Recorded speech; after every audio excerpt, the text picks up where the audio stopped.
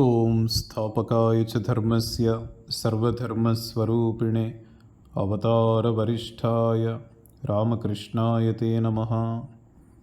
అందరికీ నమస్కారం. శ్రీరామకృష్ణ కథామృతం. శ్రీరామకృష్ణులు. ఇదిగో చూడండి, నరేంద్రుడు పాటలో, సంగీత వాద్యాలు వాయించటంలో, చదువులో అన్నింట్లో దిట్ట. ఆ రోజు కేదార్తో చర్చిలోకి దిగి అతడి వాదాలను ముక్కలు చెక్కలు చేశాడు. అందరూ నవ్వారు. అప్పుడు సాయంత్రం దాదాపు 5 గంటలైంది. ఆ సమయంలో శ్రీరామకృష్ణుల గదికి ఉత్తరం వైపునున్న చిన్న వసారాలో ఒక అద్భుతం జరుగుతోంది. నిశ్చలంగా నిలబడి ఉన్న శ్రీరామకృష్ణులను కొద్దిమంది భక్తులు పరివేష్టించి ఉన్నారు. నరేంద్రుడు పాడుతున్నాడు. మా కూడా వచ్చి పాటను వినసాగాడు. పాట వినగానే దానిలో లీనమైపోయాడు. ఇంత సుమధురంగా శ్రీరామకృష్ణులు మినహాయించి మరెవరూ పాడగా మా విని ఉండలేదు.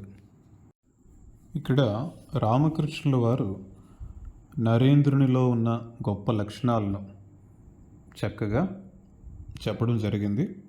అదేవిధంగా మనం చూసినట్లయితే మహేంద్రనాథ్ గుప్తా నరేంద్రుని భజన విన్న వెంటనే దాంట్లో పూర్తిగా లీనమైపోయారు. వారు అనుకుంటున్నారు, ఇంత సుమధురంగా శ్రీరామకృష్ణులు మినహాయించి మరెవరూ పాడగా మా విని ఉండలేదు. ఇక్కడ మనం చూసినట్లయితే శ్రీరామకృష్ణ పరమహంస వారి జీవిత చరిత్ర, దాంట్లో స్వామి శారదానందజీ మహారాజ్ వారు చెప్తారు, శ్రీరామకృష్ణుల వారు భజనలు పాడుతున్నప్పుడు వారికి ఇంక బాహ్య స్పృహ ఏమాత్రం కూడా ఉండేది కాదంట. పూర్తిగా భగవంతునిలోనే లీనమైపోయి ఆ భజనలు పాడేవారు. అందుకే అవి అంత సుమధురంగా ఉండేవి. అప్పుడు హఠాత్తుగా శ్రీరామకృష్ణుల వైపుకు చూడగానే మా నిశ్చేష్టుడయ్యాడు. శ్రీరామకృష్ణులు కనురెప్పలు కూడా వాల్చకుండా నిశ్చలంగా నిలబడి ఉన్నారు. శ్వాస కూడా పీలుస్తున్నట్లుగా కనబడటం లేదు. శ్రీరామకృష్ణులు సమాధిమగ్నులైనట్లు ఒక భక్తుడు మాతో చెప్పాడు. మా అలాంటిది ఎన్నడూ చూడలేదు, విననూ లేదు. ఆశ్చర్యంతో మూగబోయి ఇలా ఆలోచించాడు, భగవంతుణ్ణి స్మరిస్తూ మనిషి ఇలా బాహ్య స్మృతినే కోల్పోవటం సాధ్యమా? ఇటువంటి స్థితి వచ్చిందంటే ఆయన భక్తి విశ్వాసాలు ఎంత ప్రగాఢమైనవో కదా. నరేంద్రుడు పాడుతున్నాడు, మనసా చేయుము మాధవుని ధ్యానము నిత్య నిరంజన నిర్మలాత్ముని. పాటలోని చివరి పాదం నరేంద్రుడు పాడేసరికి శ్రీరామకృష్ణుల శరీరం కంపించింది. శరీరం రోమాంచితమైంది. ఆనందాశ్రువులు ధారగా ఆయన చెంపల మీదుగా ప్రవహించసాగాయి. మధ్య మధ్యలో దేన్నో చూస్తూ చిరునవ్వుతో ఆయన పెదవులు విడివడుతున్నాయి. శతసహస్ర చంద్రుల శోభను సిగ్గిళ్ళ చేసే నిరుపమానమైన చిద్రూప దర్శనం చేస్తున్నారా ఏమిటి? భగవంతుని చిన్మయ రూప దర్శనం ఇదేనా? ఆయన ఎంతటి కఠోర తపస్సాధనలు చేసి ఉండాలో ఇటువంటి దర్శనాలు కలగటానికి, ఎంతటి భక్తి విశ్వాసాలు ఉండి ఉండాలో. పాట కొనసాగుతోంది. హృదయ పద్మమున నతని చరణముల నర్చన చేయుము దివ్య ప్రేమతో. మళ్ళీ అదే భువన మోహనమైన చిరునవ్వు. ఇంతకు ముందులాగే శరీరం నిశ్చలం, నేత్రాలు అర్ధ నిమీలితాలు. ఏదో అపురూప వస్తువును అంతరంగాన దర్శిస్తున్నట్లు తోస్తుంది. ఆ అపురూప దర్శనం కలిగించిన పరమానందంలో తేలిపోతున్న స్థితి. పాట ముగింపుకు వస్తోంది. నరేంద్రుడు చివరి చరణాలను పాడాడు. అతని ప్రేమలో మంత్రముగ్ధవై పారవశ్యమున బద్ధ చిత్తవై సదా మానసమునుగు మతనిలో శుద్ధ బుద్ధ పరిశుద్ధ బ్రహ్మమున తాను చూసిన శ్రీరామకృష్ణుల సమాధి మగ్నత దివ్యానంద అనుభవ దృశ్యాలు మా మనస్సులో చెరిగిపోని ముద్రను వేశాయి. ఎంతో చలించిపోయి అతడు ఇంటికి బయలుదేరాడు. తన హృదయాన్ని మైమరపించిన ఆ సుమధుర గీతం చరణాలు అతడి హృదయంలో ప్రతిధ్వనించాయి. ఇక్కడ మనం చూసినట్లయితే రామకృష్ణుల వారు భావ సమాధి స్థితిలోకి వెళ్ళడం ఇదొక అద్భుతమైన దృశ్యం. మహేంద్రనాథ్ గుప్తా వారి జీవితంలో మొదటిసారిగా రామకృష్ణుల వారి భావ సమాధి స్థితిని తిలకిస్తున్నారు. ఆ దృశ్యాన్ని దర్శించుకొని వారు ఆశ్చర్యపోయారు. మనసులో అనుకుంటున్నారు, భగవంతుణ్ణి స్మరిస్తూ మనిషి ఈ విధంగా బాహ్య స్మృతిని కోల్పోవటం సాధ్యమా? ఎందుకంటే మనం సాధారణంగా చూసినట్లయితే మనకి సాధారణంగా కనిపించే విషయం ఏంటి? మిగిలిన విషయాల కోసం భగవంతుడిని మర్చిపోతూ ఉంటారు. భగవంతుడు గుర్తుకు రాడు, మిగిలిన విషయాలన్నీ గుర్తుంటాయి. ఇక్కడ జరిగింది ఏంటి అంటే భగవంతుడిని స్మరిస్తూ మిగిలిన విషయాలన్నీ మర్చిపోవడం. ఈ విధంగా మన మనసు ఈ విధంగా తయారవ్వాలి అంటే, మనం అటువంటి మనోస్థితికి చేరుకోవాలి అంటే భగవంతుని పైన అపారమైన భక్తి విశ్వాసాలు ప్రేమ ఇవి ముఖ్యంగా అవసరం ఉంటాయి. ఇటువంటి భక్తి విశ్వాసాలు ప్రేమ లేకుండా భగవంతుణ్ణి స్మరిస్తూ బాహ్య స్పృహను కోల్పోవడం అన్నది అసాధ్యం అవుతుంది.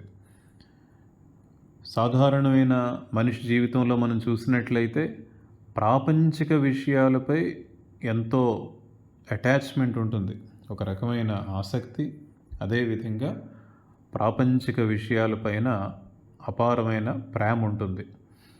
దానివల్ల ఏంటంటే ఆ ప్రాపంచిక విషయాలే మనసులో గుర్తొస్తూ ఉంటాయి. భగవంతుడు పొరపాటును కూడా గుర్తుకు రాడు. అయితే ఇక్కడ మనం చూసినట్లయితే భగవంతుని పైన ఉన్న అపారమైన భక్తి విశ్వాసాలు ప్రేమ వలన మిగిలిన విషయాలన్నీ కూడా మర్చిపోవడం అనేది జరుగుతుంది. కాబట్టి నిజమైన ఆధ్యాత్మిక జీవితం అంటే ఏ విధంగా ఉండాలి అన్నదానికి మనకి ఇక్కడ స్పష్టంగా అర్థమవుతుంది. అదేవిధంగా ఇక్కడ మరొక అంశం మనం గమనించినట్లయితే రామకృష్ణుల వారు చక్కని భజనలు వింటూ ఇటువంటి భావ సమాధి స్థితిని చేరుకోవడం జరిగింది. కాబట్టి మనం కూడా గుర్తుంచుకోవాలి, ఈ భజనలు పాడడం అన్నది అదొక రకమైన గొప్ప సాధన. మన యొక్క కంఠం ఏ విధంగా ఉంది, వీటన్నింటికంటే కూడా ఎంత భావంతో మనం ఆ భజనలు పాడుతున్నాం అన్నది చాలా ప్రధానం. అక్కడ నరేంద్రనాథ్ చక్కని భావంతో పూర్తిగా భగవంతునిలోనే నిమగ్నమయ్యి ఆ భజనలు పాడేసరికి రామకృష్ణుల వారు భావ సమాధి స్థితిని చేరుకున్నారు.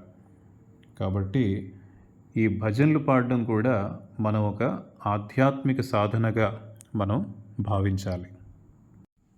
ఇంకా ఇక్కడ మహేంద్రనాథ్ గుప్తా వారి కొంత వర్ణన చూసినట్లయితే రామకృష్ణుల వారు ఈ సమాధి స్థితిలో ఉన్నప్పుడు ఆనందాశ్రువులు ధారగా ఆయన చెంపల మీదుగా ప్రవహించసాగాయి. మధ్య మధ్యలో దేన్నో చూస్తూ చిరునవ్వుతో ఆయన పెదవులు విడివడుతున్నాయి. మళ్ళీ అదే భువనమోహనమైన చిరునవ్వు. ఇక్కడ మనం గమనించినట్లయితే ఒక రకమైన అద్భుతమైన ఆనందాన్ని ఇక్కడ మనం చూసే అవకాశం ఉంటుంది రామకృష్ణుల వారి భావ సమాధి స్థితిలో. శారదమ్మ చెప్పిన మాటలు మనం గుర్తించుకున్నట్లయితే శారదమ్మ అంటారు, రామకృష్ణుల వారు ఎప్పుడు ఎంతో ఆనందంగా ఉండేవారంట. ముఖ్యంగా ఈ భావ సమాధి స్థితిలో చూసినట్లయితే ఒక రకమైన అద్భుతమైన ఆనందం వారిలో ఉండేదన్నమాట. ఇది శారదమ్మ చెప్తారు. కాబట్టి ఆ చిరునవ్వు అన్నది, ఆనందం అన్నది ఎప్పుడు కూడా మనం రామకృష్ణుల వారిలో చూసే అవకాశం ఉంటుంది. ఇక్కడ ఇంకా చూసినట్లయితే మహేంద్రనాథ్ గుప్తా చెప్తున్నారు, శ్వాస కూడా పీలుస్తున్నట్లుగా కనబడటం లేదు. ఇదే మనం రామకృష్ణ పరమహంస వారి జీవిత చరిత్రలో చూసినట్లయితే ఒక సందర్భంలో సర్కార్ అనే వైద్యుడు రామకృష్ణుల వారి సమాధి స్థితిలో ఉన్నప్పుడు పరీక్షించడం జరిగింది.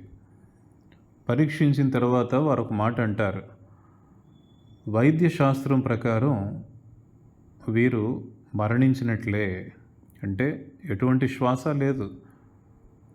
అయినప్పటికీ కూడా మరలా సమాధి స్థితి నుండి మరలా బయటకు వచ్చేవారు రామకృష్ణుల వారు. కాబట్టి ఈ వైద్య శాస్త్రాలు కూడా ఈ భావ సమాధి స్థితిని వివరించడం అన్నది చాలా కఠినం మాట. ఇక్కడ అదే వర్ణన మహేంద్రనాథ్ గుప్తా చెప్తున్నారు, శ్వాస కూడా పీలుస్తున్నట్లుగా కనబడటం లేదు. ఇంకా ఈ సమాధి స్థితి గురించి మనం ఇంకొంచెం చక్కగా అర్థం చేసుకోవడానికి ఇంకా మరిన్ని వివరాలు మనకి కావాలి అంటే శ్రీ రామకృష్ణ పరమహంస వారి జీవిత చరిత్ర మనం చదవాలి. దాంట్లో స్వామి శారదానందజీ మహారాజ్ వారు ఈ రామకృష్ణుల వారి యొక్క సమాధి స్థితిని, భావ సమాధి స్థితిని చాలా చక్కగా వర్ణించడం జరుగుతుంది. సోమవారం మార్చి 6, 1882. నేడు కూడా మాకు సెలవు రోజు. మధ్యాహ్నం 3 గంటలకు దక్షిణేశ్వరానికి వచ్చాడు. శ్రీరామకృష్ణులు తమ గదిలో కూర్చుని ఉన్నారు. నరేంద్రుడు, భవనాథ్, మరికొద్ది మంది భక్తులు నేల మీద పరచబడిన చాప మీద కూర్చొని ఉన్నారు. వారంతా 19 లేక 20 ఏళ్ల యువకులు. శ్రీరామకృష్ణులు చిన్న మంచం మీద కూర్చొని నవ్వుతూ వారితో ఆనందంగా మాట్లాడుతున్నారు. మా గదిలో ప్రవేశిస్తూనే శ్రీరామకృష్ణులు పెద్దగా నవ్వి, అతడు మళ్ళీ వచ్చాడు చూడండి అన్నారు ఆ బాలురతో. ఆ నవ్వుతో అందరూ శృతి కలిపారు.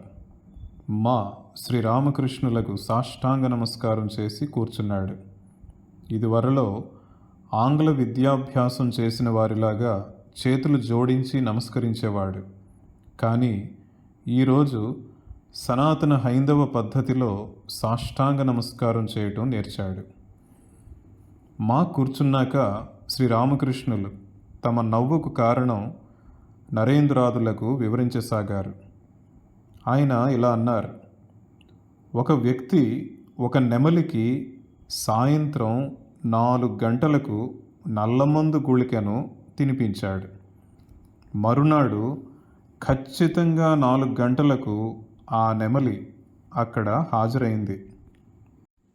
ఆ నెమలి నల్లమందు నిషాకు బానిస అయిపోయింది. అందుచేతనే మర్నాడు కూడా నల్లమందు తినటానికి సరైన సమయానికే వచ్చేసింది. అందరూ నవ్వారు. ఇది చక్కని దృష్టాంతమని మా భావించాడు. ఇంట్లో కూడా ఒక్క క్షణం కూడా ఈయన భావన లేకుండా ఉండలేకపోతున్నాడు. అతడి మనస్సు సదా దక్షిణేశ్వరం మీదే. అక్కడకు మళ్ళీ వెళ్ళే వరకు అతడు నిమిషాలను లెక్కిస్తున్నాడు. తనను ఎవరో ఇక్కడికి లాక్కొస్తున్నట్లుగా అతడికి తోచుతోంది. మరో చోటుకు వెళ్ళాలనుకున్నా మనస్కరించటం లేదు. ఇక్కడికి వచ్చే తీరాలని భావిస్తున్నాడు. ఇక్కడ రామకృష్ణుల వారు చక్కని దృష్టాంతం చెప్పడం జరిగింది. ఒక నెమలికి ఒక సమయంలో నల్లమందు గుళికనిచ్చినట్లయితే మరుసటి రోజు మరలా అదే సమయానికి హాజరైపోయిందంట. అదేవిధంగా ఆధ్యాత్మిక జీవితంలో మనకి ఎంత ఆసక్తి పెరగాలి అంటే, ఒక్కరోజు మనం సాధన చేయలేకపోతే, ఒక్కరోజు మనం రామకృష్ణ మిషన్కి రాలేకపోయినా, లేదా ఆధ్యాత్మిక పుస్తకాలు చదవలేకపోయినా మనసు విలవిల్లాడిపోవాలన్నమాట. అంటే ఏదో కోల్పోయినట్లుగా అనిపించాలి. భగవంతుని నామస్మరణ చేయలేకపోతే, ఒక్కరోజు మనం భగవంతుని నామస్మరణ చేయలేదు అంటే మనం ఏదో మన జీవితం అంతా వృధా అయిపోయినట్లుగా అనిపిస్తూ ఉండాలి. ఆ విధంగా అనిపిస్తుంది అంటే అప్పుడు ఏదో మనం ఆధ్యాత్మిక జీవితంలో కొంత ముందుకు వెళ్తున్నట్లు అర్థం చేసుకోవచ్చు. అంటే ఎంతోమంది ఎన్నో విషయాలకి ఎడిక్ట్ అయిపోతూ ఉంటారు. మనం ఆధ్యాత్మిక జీవితంలో అటువంటి భావం మనకి కలగాలి. అప్పుడే మనకు ఆధ్యాత్మిక జీవితంలో పురోగతి కలుగుతున్నట్లు. ఇక్కడే మరొక విషయం మనం గమనించినట్లయితే ఆధ్యాత్మిక జీవితం వైపు మనం ఏమాత్రం ఆసక్తి చూపించినా భగవంతుడే స్వయంగా మనల్ని వారి వైపుగా తీసుకుంటూ ఉంటారు. ఇక్కడ అదే మనం చూసినట్లయితే రామకృష్ణుల వారే ఆకర్షిస్తున్నారు. ఎవరైతే నిజమైన భక్తులో, ఎవరికైతే ఏమాత్రమైన ఆధ్యాత్మిక జీవితంపై ఆసక్తి ఉందో వారిని అందరినీ కూడా రామకృష్ణుల వారే ఆకర్షిస్తూ ఉండేవారు. వారి దగ్గరికి వచ్చేలాగా చూసుకునేవారు. ఈలోపు శ్రీరామకృష్ణులు ఆ బాలురతో వారు తమకు సమవయస్కుల్లాగా తమాషాలో మునిగిపోయారు.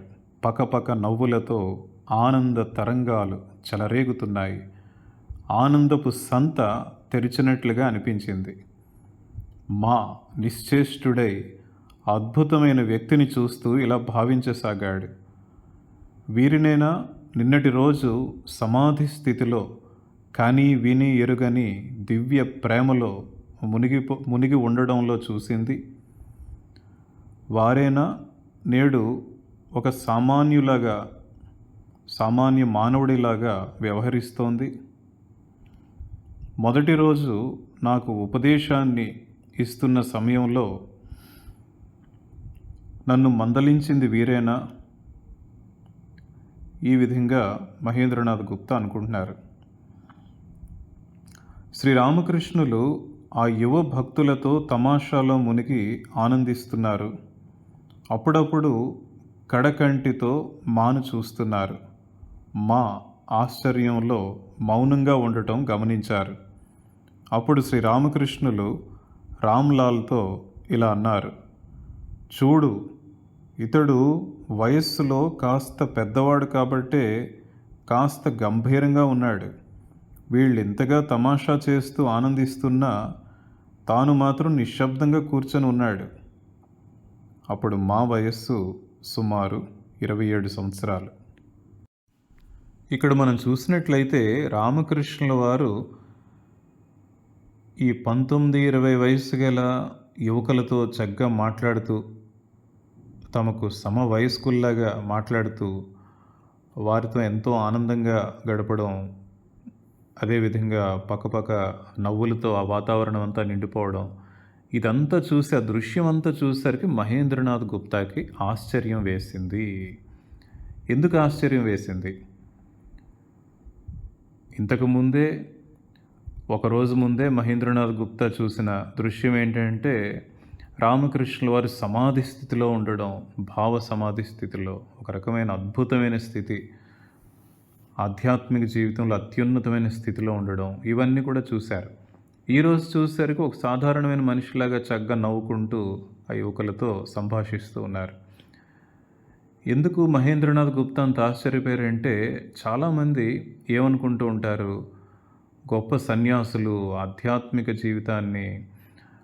జీవితంలో ఉన్నవారు, సంత పురుషులు, వీరు ఒక విధంగా ఉండాలి, అంటే కొంచెం గంభీరంగా ఉండాలి, ఎక్కువగా నవ్వకూడదు, ఎక్కువగా మాట్లాడకూడదు, ఇటువంటివి ఏవో అపోహలు ఉంటాయి మాట. అయితే రామకృష్ణుల వారి జీవితంలో చూసినట్లయితే రామకృష్ణుల వారు ఒక్కొక్కసారి ఎంతో ఆనందంలో చక్కగా నవ్వుకుంటూ కనిపించేవారు, మరొకసారి చక్కగా భజనలు పాడేవారు, మరొకసారి భక్తులకు ఉపదేశాలు ఇచ్చేవారు, మరొకసారి భావ సమాధి స్థితిలోకి వెళ్ళిపోయేవారు. ఇటువంటి సంఘటనే మనం స్వామి బ్రహ్మానందజీ మహారాజ్ వారి జీవితంలో చూడవచ్చు. ఇలా 1-2 సంఘటనలు మనం చెప్పుకుంటే ఇది ఇంకా మనకి చక్కగా అర్థమయ్యే అవకాశం ఉంది. స్వామి బ్రహ్మానందజీ మహారాజ్ రామకృష్ణ పరమహంస వారి సన్యాసి శిష్యుల్లో ఒకరు. ఒక సందర్భంలో కలకత్తాలోని బలరాం బాబు వారి ఇంటికి వెళ్ళడం జరుగుతుంది. ఈ విషయం తెలుసుకున్న ఒక భక్తుడు అనుకుంటారు, నేను ఎప్పటి నుంచో అనుకుంటున్నాను, నా మిత్రుడికి ఈ ఆధ్యాత్మిక జీవితం గురించి కొంచెమైనా పరిచయం ఏర్పడాలని ఇది మంచి అవకాశం. నేను రాఖాల్ మహారాజ్ వారి దగ్గరికి తీసుకుని వెళ్తాను. తీసుకువెళ్తే వారు తప్పకుండా ఏమైనా కొన్ని ఆధ్యాత్మిక జీవితానికి సంబంధించి ఉపదేశాలు ఇస్తారు. నా మిత్రుడికి అది తన జీవితంలో ఎంతో ఉపయోగపడుతుంది అని భావించి ఆ మిత్రుడిని ఏదో విధంగా ప్రోత్సహించి స్వామి బ్రహ్మానందజీ మహారాజ్ వారి దగ్గరికి తీసుకువెళ్ళడం జరుగుతుందన్నమాట. అక్కడ తీసుకువెళ్తారు, ప్రణామం చేసుకుంటారు, ఇద్దరు కూర్చున్నారు. స్వామి బ్రహ్మానందజీ మహారాజ్ వారిని చూస్తారు, పరిశీలిస్తారు. అయితే అక్కడ కూడా ఇప్పుడు రామకృష్ణుల వారి జీవితంలో మనం చూసినట్లే రాఖాల్ మహారాజ్ వారి దగ్గర చక్కగా యువకులు కూర్చుంటారు. ఆ యువకులతో స్వామి బ్రహ్మానందజీ మహారాజ్ ఎంతో చక్కగా అన్ని విషయాలు మాట్లాడుతూ, హాస్యం చేస్తూ, గట్టిగా నవ్వుతూ కనిపిస్తారన్నమాట. ఎంత గట్టిగా అంటే ఒకవైపు యువకులు, ఒకవైపు స్వామి బ్రహ్మానందజీ మహారాజ్ కడుపు ఉబ్బ నవ్వుతూ ఉంటారంట. అయితే ఈ భక్తుడు ఏంటంటే, సరే కొంచెం సమయం వేచి ఉంటే ఏమైనా చెప్తారేమో, ఉపదేశాలు ఏమైనా ఇస్తారేమో అని వేచి ఉండడం జరుగుతుంది. ఎంత వేచి ఉన్నప్పటికీ కూడా ఇదే పరిస్థితి. చాలా సమయం అయిపోయింది. ఇంకా స్వామి బ్రహ్మానందజీ మహారాజ్ వేరే విషయం ఏది మాట్లాడడం లేదు, ఆధ్యాత్మిక జీవితానికి సంబంధించి ఏం మాట్లాడడం లేదు.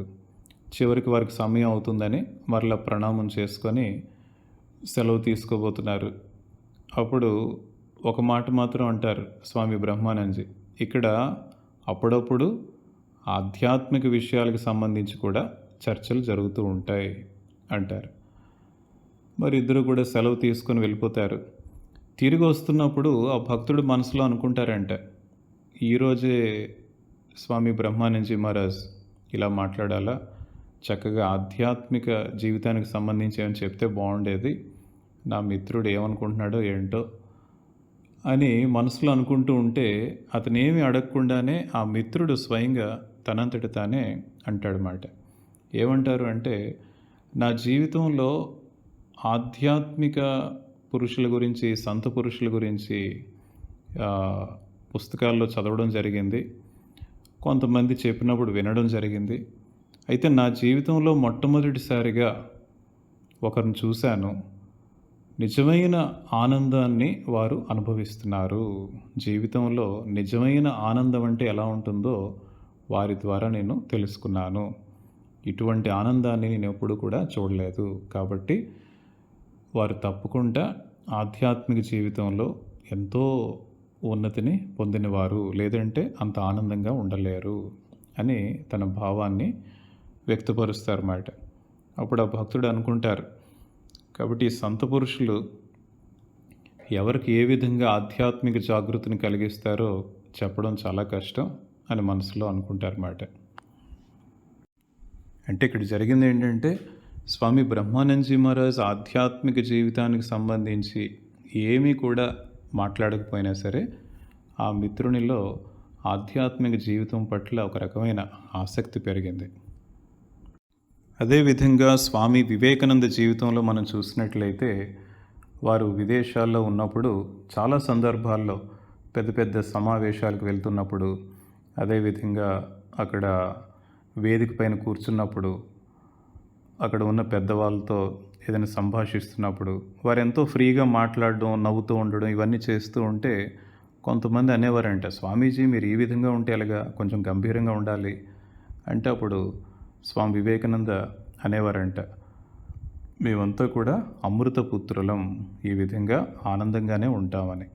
కాబట్టి మనం అర్థం చేసుకోవాల్సిన విషయం ఏంటంటే, ఆధ్యాత్మిక జీవితంలో ఉన్నవారు గంభీరంగా ఉండాలి, లేదంటే మరో విధంగా ఉండాలి అని మనం భావించుకోవడం సరికాదు. వారు కూడా బయటికి చూడడానికి మామూలుగానే కనిపిస్తారు. అయితే ఆధ్యాత్మిక జీవితం అన్నది అంతరంగ ప్రపంచానికి సంబంధించినది. బాహ్యంగా మనం చూసి ఎవరిని కూడా అంచనా వేయలేం. సంభాషణ హనుమంతుడి మీదకు మళ్ళింది. హనుమంతుడి చిత్రపటం గదిలో గోడకు వేలాడుతోంది. శ్రీరామకృష్ణులు ఇలా అన్నారు, హనుమంతుడి మనోస్థితి ఎలాంటిదో కాస్త ఊహించండి. ధనం, గౌరవం, దేహసుఖం దేన్ని లక్ష్య పెట్టలేదు. కేవలం రాముణ్ణి ఒక్కడినే కోరాడు. స్ఫటిక స్తంభంలో గుప్తంగా దాచిపడ్డ బ్రహ్మాస్త్రాన్ని తీసుకొని పరిగెత్తిపోతూ ఉంటే మండోదరి నానా రకాల పండ్లతో అతన్ని మభ్యపెట్టాలని చూసింది. పండ్ల మీద ఆశతో అతడు వెనక్కు వచ్చి అస్త్రాన్ని జార విడుస్తాడని ఆమె ఆశించింది. కానీ హనుమంతుడు జిత్తులకు లొంగేవాడు కాడు. ఆమె చూపిన ప్రలోభానికి జవాబుగా అతడిలా పాడాడు: ఫలముకేమి కొదువ నాకు జన్మ ఫలమేయుండ, మోక్ష ఫలములొసగు రామవృక్షముండ హృదయమందు, రామకల్పతరువు మూల కూరుచుండియుండినాను, కోరుకొన్న ఫలమేదైనా చేరి కోసుకొందు నందు, ఫలము గూర్చి పలుకుదివే ఏల నాకు సాదా ఫలము, చూడు ఇప్పుడే పోవుచుంటి విడచి నీకు ప్రతిఫలము. శ్రీరామకృష్ణులు ఆ పాట పాడుతూ సమాధిమగ్నులయ్యారు. మళ్ళీ అదే నిశ్చల దేహం, అర్ధ నిమీలిత నేత్రాలు ఆయన ఛాయాచిత్రంలో మనం చూస్తున్న రీతిలో. ఒక్క నిమిషం ముందు వరకు భక్తులు వారితో వినోదిస్తూ గడిపారు. ఇప్పుడు అందరూ తదేక దృష్టితో ఆయన వైపే చూస్తున్నారు. రెండవసారి శ్రీరామకృష్ణులు సమాధిమగ్నులవటం చూశాడు.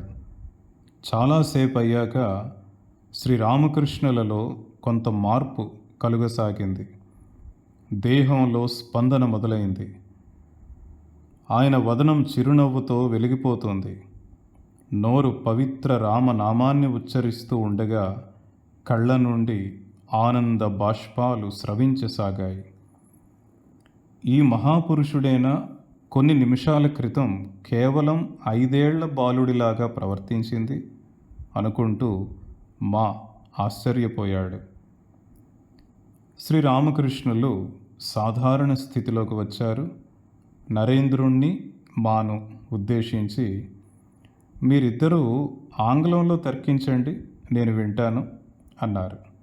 వారిద్దరూ నవ్వి తమ మాతృభాష అయిన బెంగాలీలోనే సంభాషించుకోసాగారు.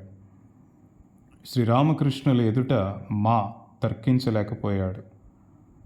తర్కం చేసే ఉద్దేశం వారి కృపతో ఒక రకంగా అతడి నుంచి తొలగిపోయింది. సాయంత్రం సుమారు 5 గంటల సమయం. శ్రీరామకృష్ణులు నరేంద్రుడితో ఇలా అన్నారు: చూడు, నువ్వు ఇక్కడికి తరచూ వస్తూ వెళ్తూ ఉండు. కొత్తవాడివి కదా. మొదటి పరిచయానంతరం కొత్తవాళ్ళు పదే పదే వస్తారు, కొత్త పెళ్లి కొడుకులాగా. నరేంద్రుడు నవ్వారు. వస్తావు కదా. నరేంద్రుడు బ్రహ్మ సమాజ సభ్యుడు. తన వాగ్దానాల విషయంలో ఖచ్చితంగా ఉంటాడు. అందుకే నవ్వుతూ, అలాగేనండి, రావటానికి ప్రయత్నిస్తాను అన్నాడు. ముగ్గురు కుటీ వైపుగా నడుస్తూ శ్రీరామకృష్ణుల గదివైపు వస్తున్నారు. కుటీ సమీపంలోకి రాగానే శ్రీరామకృష్ణులు మాతో ఇలా చెప్పసాగారు: ఇలా చూడు, రైతులు నాగలిని కట్టేందుకు కావలసిన ఎద్దులను కొనుగోలు చేయటానికి సంతకు వెళతారు. ఎద్దు లక్షణాలు వారికి బాగా తెలుసు. తోక కింద చెయ్యి పెట్టి చూస్తారు. కొన్ని ఎద్దులు తోకను పట్టుకోగానే సాత్వికంగా నేల మీద పరుంటాయి. అటువంటి వాటిని వారు కొనుగోలు చెయ్యరు. తోకను తాకగానే ఎగిరి గంతులు వేసే ఎద్దునే వారు కొనుగోలు చేస్తారు. నరేంద్రుడు ఈ కోవకు చెందినవాడు. పరిపూర్ణంగా అంతఃతేజస్సు ఉన్నవాడు. ఇలా అంటూ శ్రీరామకృష్ణులు చిరునవ్వు నవ్వి తిరిగి కొనసాగించారు. కొందరు చురుకుదనం లేకుండా నిస్తేజంగా ఉంటారు. వాళ్ళు పాలల్లో నానవేసిన అటుకుల్లాగా మెత్తగా ఉంటారు. లోపల బలం ఉండదు. మాతో నరేంద్రుడితో మాట్లాడు, తరువాత అతని గురించి నీ అభిప్రాయాన్ని నాతో చెప్పు అన్నారు. ఇక్కడ మనం ఈ ఎద్దు ఉదాహరణ చూసినట్లయితే మనం అర్థం చేసుకోవాలి, మన జీవితంలో కూడా మనం ఆ విధంగా అలర్ట్గా ఉండాలి, అప్రమత్తంగా ఉండాలి. ఎప్పుడు కూడా అలర్ట్గా ఉండాలి. ఏ విషయంలో అలర్ట్గా ఉండాలి? భగవంతుణ్ణి మర్చిపోకుండా అలర్ట్గా ఉండాలి. మనం ఏమాత్రంగా అలర్ట్గా లేకపోయినా భగవంతుణ్ణి మర్చిపోతూ ఉంటాం. కాబట్టి మన జీవితంలో ఏ చిన్న అంశమైనా సరే, ఒక పుస్తకంలో ఒక మంచి వాక్యం చదువుతున్నప్పుడు, ఒక మంచి విషయాన్ని వింటున్నప్పుడు, ఒక మంచి భజన వింటున్నప్పుడు వెంటనే మనలో ఒక రకమైన ఆధ్యాత్మిక చైతన్యం లేదా ఆధ్యాత్మిక జీవితంపై ఒక రకమైన ఆసక్తి, ఇటువంటివన్నీ కూడా మనలో కలుగుతూ ఉండాలి. మన మనస్సు ఎప్పుడూ కూడా భగవంతుని వైపుకి వెళ్ళడానికే మొగ్గు చూపిస్తూ ఉండాలి. ఆ విషయంలో మనం అలర్ట్గా ఉండాలి. మనస్సు ప్రాపంచిక విషయాల వైపుకు వెళ్ళకుండా మనస్సు భగవంతుని వైపుకే వెళ్ళేలాగా చూసుకుంటూ ఉండాలి. అది అప్రమత్తంగా ఉండడం అంటే. ఆ విధంగా ఉన్నట్లయితే ఆధ్యాత్మిక జీవితంలో మనం త్వరగా పురోగతి చెందే అవకాశం ఉంటుంది. ఓం శాంతి శాంతి శాంతి. హరి ఓం తత్సత్. శ్రీరామకృష్ణార్పణమస్తు.